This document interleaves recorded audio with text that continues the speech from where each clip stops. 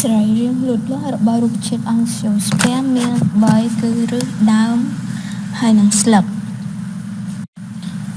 ដើមរុក្ខជាតិមាននីតិមានសរសៃនាំសារធាតុរវាងឫសនិងស្លឹកទ្រទ្រង់ផ្នែកខាងលើដីដើមខ្លះស្តុកទុកអាហារដើមខ្លះទៀតធ្វើរស្មីសំយោគករណីដើមមានពណ៌បៃតងស្លឹកមាននីតិធ្វើរស្មីសំយោគដើម្បីផលិតអាហារស្រទាប់មេមាននីតិផ្ទុកបាច់សរសៃនាំស៊ីឡាមនិងផ្លូអែមនៅក្នុង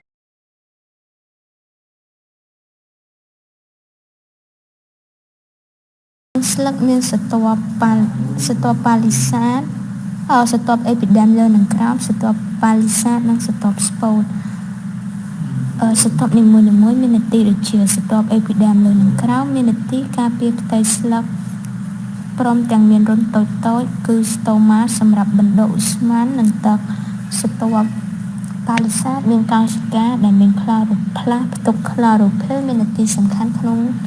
ដំណើររស្មីសំយោគដើម្បីបង្កើតបានជាសារធាតុសរីរាង្គស្រទាប់ស្ពតផ្ទុកសរសៃស៊ីឡាមនិងផ្លូអែម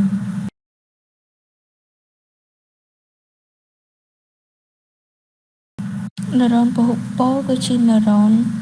ដែលមានពន្លយបែកចេញពីប៉ូលច្រើនហើយវាមាននីតិជានឺរ៉ូនភ្ជាប់និងនឺរ៉ូនចលករ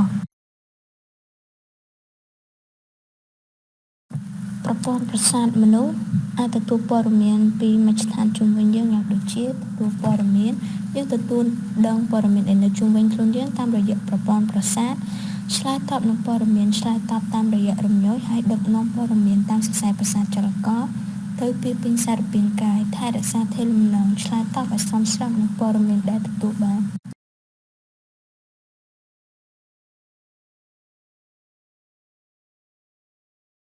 ក្រពេញអង្គដូគ្រីនជាក្រពេញគ្មានបំពង់នាំដែលផលិតអរម៉ូនហើយបញ្ចេញតាមចរន្តឈាមដោយផ្ទាល់ក្រពេញអ៊ីក្សូគ្រីនក្រពេញមានបំពង់នាំវាបញ្ចេញផលិតផលតាមបំពង់នាំហើយដឹកនាំទៅកាន់កន្លែងដែលត្រូវការវា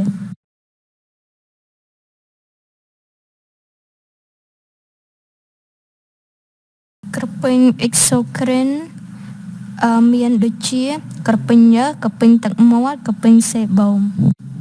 ក្រពេញអង្គដូគ្រីនមានក្រពេញអ៊ីប៉ូភីក្រពេញអ៊ីប៉ូតាឡាម៉ូសនិងក្រពេញទីរ៉ូអ៊ីត